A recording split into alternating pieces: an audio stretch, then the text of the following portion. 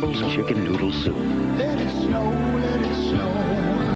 But now a new University of Nebraska study says it really does help ease cold symptoms. So is this true? Well, here to help us decipher fact from fiction as we guess, because we don't really know anything, from Winter Health Myths is the Doctor of Family Medicine, Dr. Mike Varshavsky.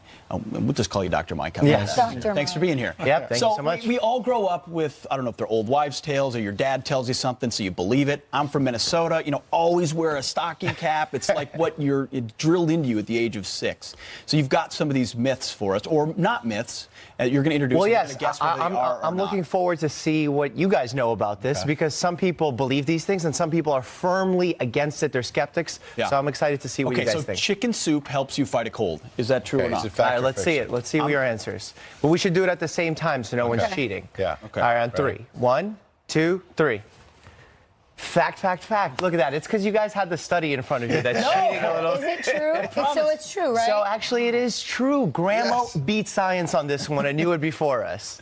So the way that it works is it eases some of the cold symptoms by having anti-inflammatory factors. But can I ask you, Dr. Mike, does that count if it's canned? I'm a homemade soup Yes. maker, but does it work if it's canned soup? So this study actually tested 17 brands, and almost all of them had the anti-inflammatory effect. Yeah. Pretty cool. Fact. Grandma, good job. Okay, so I'm a mom. I'm always telling my kids to put on their hats. I live in Wisconsin. It's cold.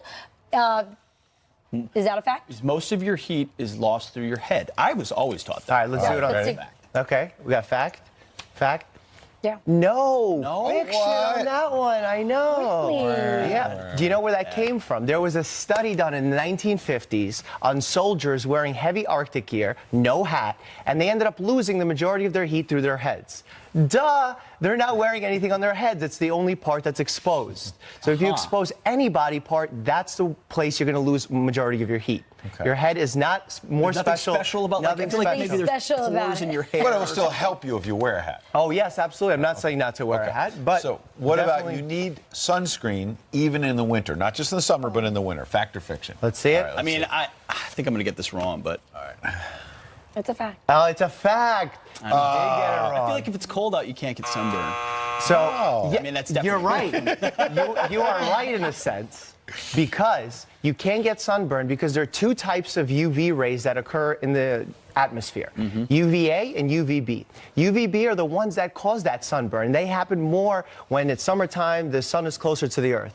But UVA rays, which can occur all times of the year, they penetrate clouds. Those are the ones you're protecting yourself by wearing SPF in the winter. And not just against cancer, premature aging as well, and that's really All important. right. Mom You could always just be said, like me and hibernate in your house in the winter and don't leave, and then you All don't right. have to wear it. And Mom always says that you'll catch a cold if you go outside with wet hair. Okay, let's see it. What do you guys think? Bingo. Fact, fiction, fiction. Well, if it's cold, right? If it's cold, Yeah. walking wet out with hair. wet hair, technically fiction. Yes. I'm sorry, Really? Rachel. Yeah. Yeah, I'm giving Really? my kids all this That's- bad advice. I mean, I guessed on that, but it does seem like you'd be more prone to get sick. So technically, it's fiction, but you are more prone because when you're chilled, your body will weaken its immune system and can catch a cold. But the cold comes from a virus. So it's not really related to wet hair. It's not really related to being cold, but it does predispose you to it. So I guess everybody can win on that one. So I'm not wrong. Everybody's I'm not wrong. So everybody gets a trophy, Dr. Yes. Mike. We appreciate it. Thank you so much. Thank you, sir. Thank you, Appreciate Doctor. it. Well, the NFL is committing $90 million to social justice causes in response to all those anthem kneelers. But will it keep the players from protesting today when the games turn on? And many people have questions about the tax plan just passed by the Senate, including the impact on small businesses. Our panel of actual small business owners here with what they want next. Who's gonna work for the working man? For the working man. In the history of the country, the largest tax cuts and reform. We're going to grow the country. We're going to grow jobs. We're going to be growing everything. President Trump confident tax cuts will bring big growth to the country. So how will the Republicans' plan actually impact small business owners? Joining us now is a panel, yes, of actual small business owners, not just pundits. Jennifer Knapp is the owner of Woody's Roadside Tavern. Mike Sorrentino is the founder of iPatchCase.com. And Dr. Diane Hess is founder of Gramercy Pediatrics. Welcome, everybody. Thank you. Jennifer, I want to start with you. I understand you're a supporter of the plan. Briefly explain what your business does, and then tell us why you like the plan. Well, I have a restaurant, so we're an LLC, so that pass-through tax deduction is going to be huge for us. And that means that you're not paying the corporate tax, you're paying... Well, as an LLC, we have to pass through our income. It goes onto my ordinary income, an individual. So Right. being able to take that 23% deduction, is going to be a big difference than what Yeah. you would normally pay. yeah, now I can invest that back into my business. Diane, you're not as big of a supporter. So tell us briefly about your business and why you don't like the plan. So I am a pediatrician, and from what we understand, because I understand it's still changing and it can change right now, that professionals are going to be cut out of the pass-through benefit, I would say, because I don't manufacture something. Right. So from what I understand, doctors, lawyers, accountants, consultants are not going to be able to benefit through the pass-through. So for me, it's not a big benefit at all. And so- I don't get that money to reinvest in my company. Right. And what about you, Michael? What does iPatch.com do? So iPatch Case is it's a phone case that incorporates a switch that allows you to like cover and block your camera. So it's pretty cool. I have a number of independent contractors, freelancers that are working for me now that I'd like to make full time in the new year.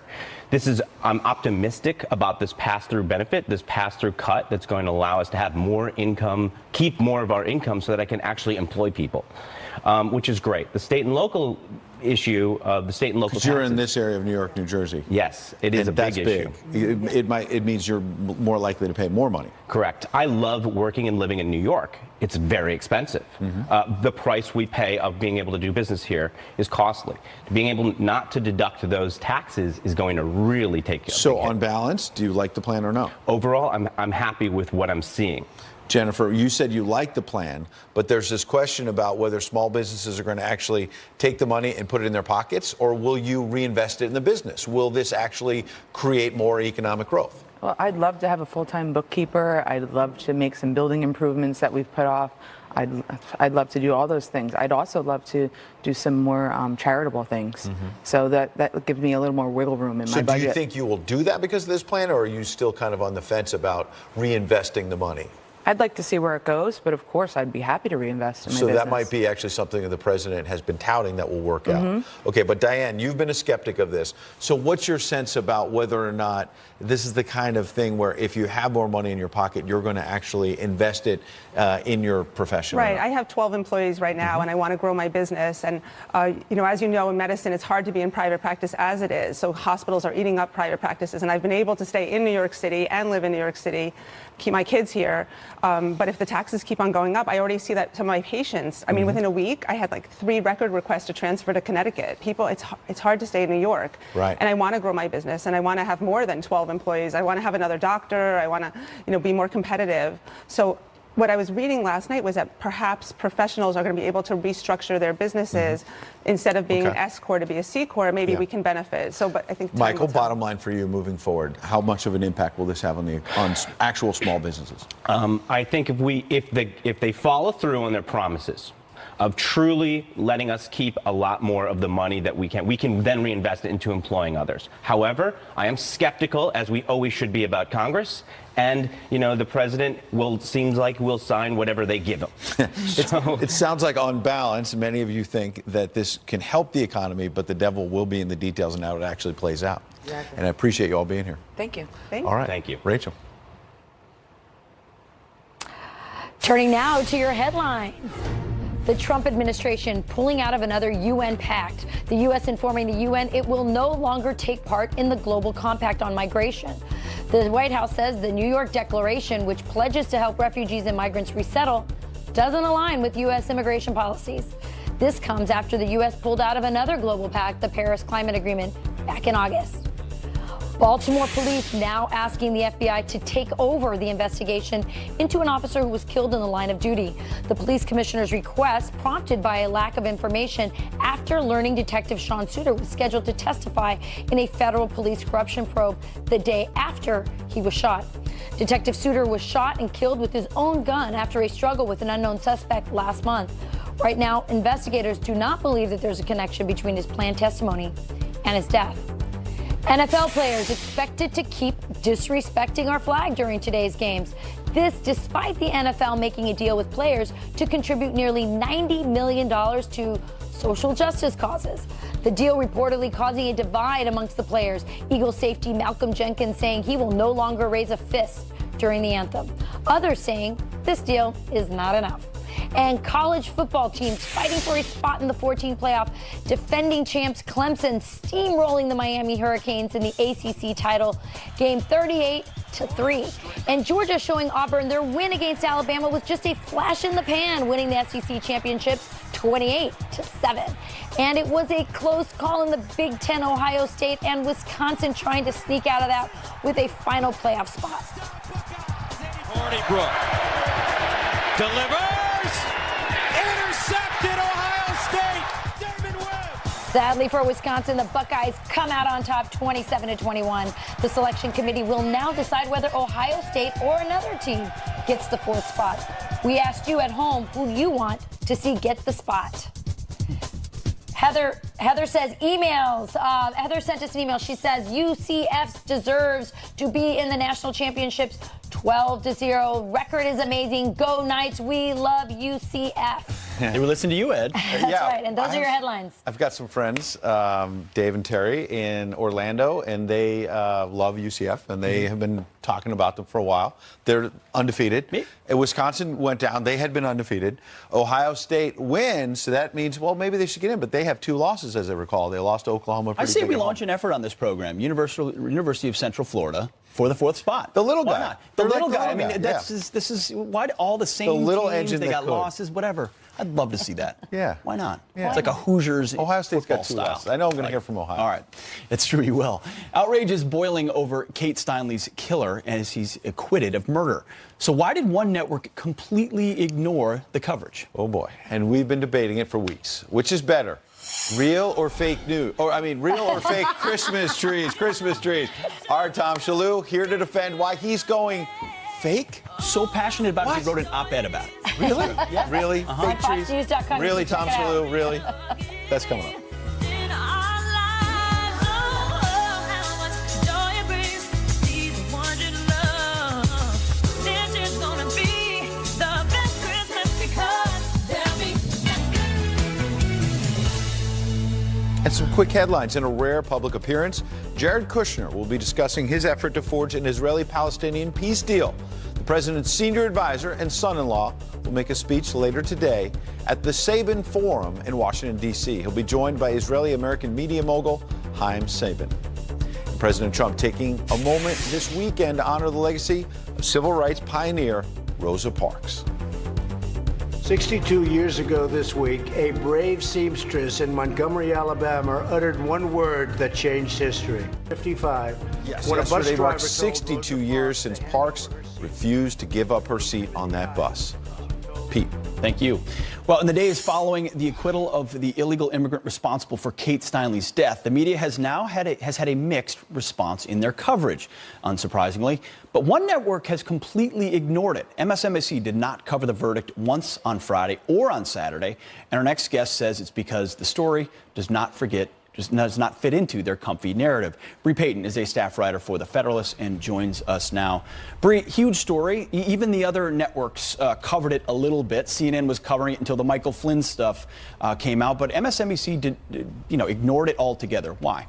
Yeah, well, they ignored it altogether because to them it wasn't news. It wasn't news that a man who didn't deny shooting a girl in the head, a man who has been deported 5 times and snuck back over the border 5 times and doesn't deny shooting this girl in the head, got off, right? To them, that just perfectly fits their narrative and isn't news. To them, they're like, oh, of course this happens. This is perfect, right? But the reality is that every single day we're spending $19 million in taxpayer dollars to house illegal immigrants who are in jail waiting to be deported. Right. And, it's not just San Francisco and its sanctuary cities policy that led to this. In 2014, California is my home state, right? And my old home governor in 2014 signed a bill in order to reduce all misdemeanor sentences for illegal immigrants to 364 days. And the reason why that's important is because federal law stipulates that any illegal immigrant sentenced to serve 365 days gets deported. Right. So California has routinely routinely attempted to try and shelter illegal immigrants who have already committed crimes and are serving time from getting deported. Yeah, well, if you don't cover it, then for some it never happened, as you said, because it doesn't fit a narrative. As I mentioned, though, CNN was covering it briefly until it went wall to wall on revelations about General Flynn. Take a listen to how the media hysterics on General Flynn, and we'll get your response. Michael Flynn promised full cooperation to the Mueller team and is prepared to testify that as a candidate, Donald Trump directed him to make contact with the Russians. Yes! Now, he goes to jail, he goes to jail, he goes to jail. Lock him up! Lock them up! All of the drama that I've heard about today is in two places. One, inside the White House, and two, inside Donald Trump's inner circle. It was a stunning moment, and one that takes the Russia investigation onto a very dangerous path to the White House. I mean, the noose is growing tighter. I mean, giddy is a generous way to describe this. Yeah, I definitely agree with you. You know, and watching that, I mean, that's exactly what Moscow wants, right? Moscow, it's very clear that Russia did meddle in the election, but what they did meddle and what they did do is they tried to make us distrust our electoral system and, you know, distrust our government and the way that our government runs, right? The largest led protest by Russian bots was actually in favor of Hillary Clinton, right? So it's very clear that Russia's interference and meddling, it doesn't seem, we don't have any evidence that Donald Trump colluded with Russia to steal it away from Hillary, right? They're just trying to get everyone to distrust what's going on. And the news media is perfectly playing into Putin's hand and making him seem like this omniscient being, and right? So it's frustrating. What we have here is hysteria based on fake news. ABC's Brian Ross came out and had to issue a correction on his reporting because initially he said that General Flynn was directed while he was a candidate to make contact with the Russians. It turns out it was in December after he was already the president-elect. ABC has suspended him now for 4 weeks. So fake news on top of fake news, and you wonder why people are skeptical. Yeah, you're exactly right. And I mean, this fits a larger pattern, right? Bombshell after bombshell that we are getting on this Russia collusion story turns out to be kind of fake or totally reliant on anonymous sources who don't have their information correct. I mean, it's just bad reporting after bad reporting after bad reporting, and reporters who have proven themselves to be consistently unreliable, right? This isn't the first time that Brian Ross has totally made things up or completely lied. He claimed that the Aurora shooter had connections to the Tea Party when he didn't. I mean, it really is frustrating, right? And it's very clear that all of the crimes that people have been charged with in this Russia investigation so far are ones that investigators kind of created themselves. Yes, right? and absolutely, Bree. And it's it's why we've lost a lot of faith in a lot of institutions and don't feel like people are playing it straight with us. But you are, Bree Payton. Thank you for your time this morning. Really appreciate it. Thank you. All right. Well, critics say the Republican tax bill is just a big tax cut for the rich. But is that really true? We'll debunk what the Democrats want you to believe next hour. And it's been the biggest debate on the curvy couch here for weeks. Real or fake Christmas trees? Tom Shalhoub says he is proud to support fake trees like that one right there. He's here to explain why next. Jingle bells swing and jingle bells ring, snowing and blowing up. It has been a fierce and hot topic on Fox and Friends for weeks. What is better, a real or a fake Christmas tree? Our next guest has a lot of heresy. He wrote an op-ed for FoxNews.com titled, "Why I Love a Fake Christmas Tree." In it, Tom Shalhoub writes, quote, "My chief problem with real Christmas trees is the needles. They get everywhere. By March, I'm still pulling them out of my wool sweaters and socks. But the smell, you say. I love the pine fresh aroma." Well, they make an artificial version of that, too, in a spray can, and it works just fine. Joining us now to tell us why he prefers fake trees is writer of the op-ed and Fox News contributor Tom Shalhoub. Tom, I love your op-ed because I, like you, I'm a military brat. I grew up with a fake tree. When I see fake trees, mine was the aluminum silver one. Oh, I actually get and it had, remember the round thing that would sort of turn it a different color? You remember that in the 70s? Oh, yeah. That was like, so you had like a store tree in your home. Yeah, but I now live in Wisconsin. I'm married to a lumberjack. It is heresy. We have totally real trees.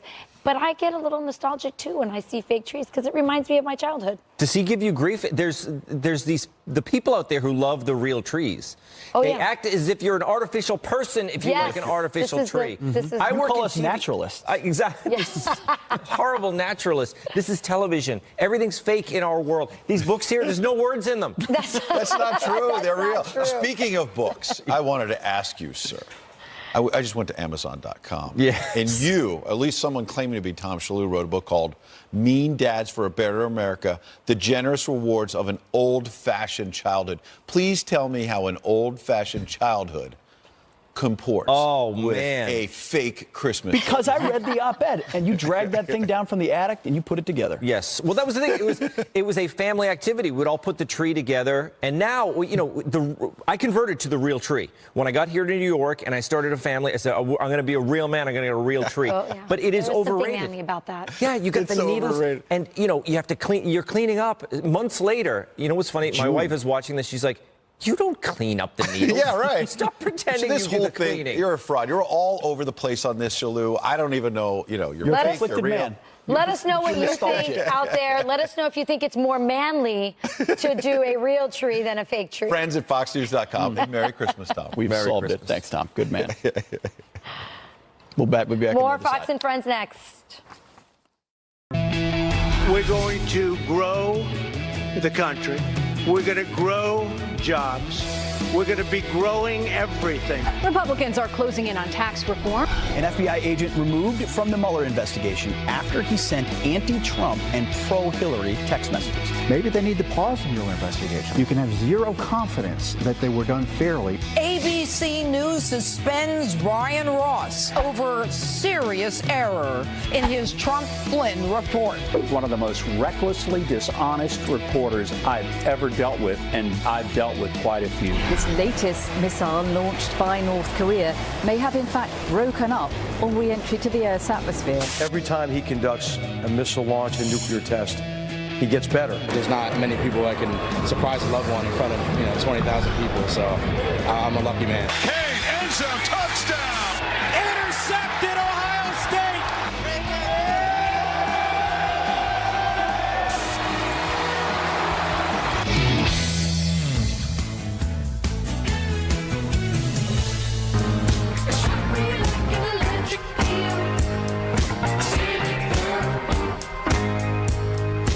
Welcome to Fox and Friends on this Sunday morning. If you were here earlier in the program, we did a fact or fiction on health things. Yeah. For the remainder of the show, whenever Ed Henry speaks, I'll hold one up. Oh, I like that Fact idea. or fiction. All right, let's deal in facts. This will be the first time for you in a long time. That's right. Come on. I mean, I'm Good happy morning. to trap I'm just them both. kidding. Yeah. Right.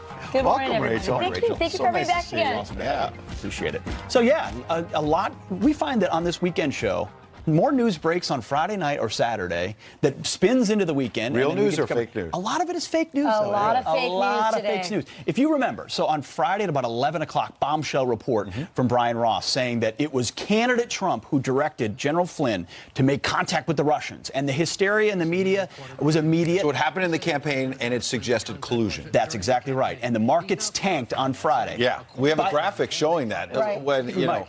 Fox Business, CNBC, and the others were watching the market just nosedive after ABC News reported that there may have been collusion, that candidate Trump directed Michael Flynn to reach out to the Russians, and that maybe this would lead to impeachment. There'd be instability. I mean, the markets went crazy. Breathless. It was breathless. And on that's what TV. led to Joy Behar, by the way. Yeah, and the footage we Saying, saw, we "Oh had my that God." yesterday and she's throwing it up, she's elated, she's giddy, and really, even though she's not the rest of the journalist community was just as giddy, and I think they got ahead of their skis because they wanted this to be true. And then, Absolutely. of course, we find out that ABC then has to Walk it back, and then eventually they put out an apology. They said, "We deeply regret and apologize for the serious error we made yesterday. The reporting conveyed by Brian Ross during the special report had not been fully vetted through our editorial standards process."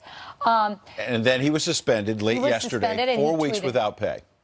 My job is to hold people accountable, and that's why I agree with being held accountable myself. So, I mean, this is how this cascade always starts. It's nice to see some accountability. That's good Yeah. to see. But, fake news, hysteria, correction, which doesn't get covered anywhere near as much. Right. Thankfully, ABC. The markets are actually took closed it. when it's corrected, Markets by the way. are closed when it's corrected. Right. Great point. 7 hours later, corrected. Fact. Okay. And by the way, Thank you. And by the way, throwing off this big win by the Republicans with the Senate vote Tax on cuts, tax good point. cuts, Yeah. Great point. throw that right off the news for a fake story. For a fake story. And it's not just about Brian Ross, because, so he makes the mistake, and you're right. He admits he's got to be held accountable, takes responsibility.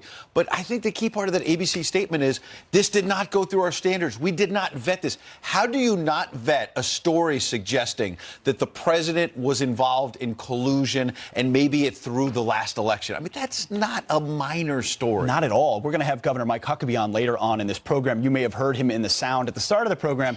He feels like this reporter, Brian Ross, has a long history of not letting, the facts get in the way of his fiction or reporting. Well, and here's another example. Yes. He accused I don't know how many years ago it was, but he accused 2012. 2012, a Tea Partier. He came out ahead of the story again, saying it's a Tea Partier who was the Aurora Theater massacre killer. And that turned out to be false. It turned out to be false. Again, exposing his bias. Why a Tea Partier? Here's why the story matters. There's a much bigger drama playing out in Washington and across the country. We learn in the last 24 hours as well. This is a Peter big one. Strzok, okay? Who is this man? Well, he was one of the FBI agents detailed to Robert Mueller's special counsel probe. He's been pulled from that. Why, you ask? Well, because Robert Mueller himself, who's been pilloried by folks on the right saying he's not going to be fair, has actually stepped in and said, you know what? This guy got caught sending text messages to a woman that basically said that Donald Trump's a bad guy and Hillary Clinton's great. Yes. They were anti-Trump and pro-Hillary. Unpeel the onion a little bit. What was he doing before the Mueller probe? He was working on the Hillary Clinton email investigation. Curious. He was working on the Hillary Clinton email investigation in the spring and summer of 2015, very close to James Comey, including he helped Comey draft the pre-exoneration. Yeah. Remember? Before she was interviewed. 2 months before Hillary Clinton was interviewed about her email, she was exonerated basically by Comey. Then this Peter Strzok was also in the interview with Hillary Clinton. Notoriously, there was no Which recording. was not taped or It was anything, not yeah. under oath. He was also a part of this Peter Strzok, the FBI Trump investigation on the so-called Russian dossier. Peter Strzok had gotten that dossier, and that triggered that secret investigation. So if you're kicked off the Mueller Russia witch hunt because you're so unbiased, or you were so biased. How biased were you when you were investigating President In the heat Trump of the campaign. and looking at Hillary Clinton's email? And why was he on this investigation to begin with? Good By the way, when he was removed from the investigation, the Congress, nobody was alerted as to why, but Devin Nunes, the representative in charge of oversight of this investigation, thought it was pretty curious. And he asked the FBI, why was he removed? And they stonewalled. They would not let him know. We're only finding out now that it was because he was indeed a Hillary Clinton supporter and an anti-Trump And our own person. James Rosen broke the story overnight as well, following on this, and you can find it at foxnews.com, saying that now Devin Nunes, as you say, the House Intel chairman, is looking at potential contempt action against the FBI and the Justice Department over this situation with Peter Strzok.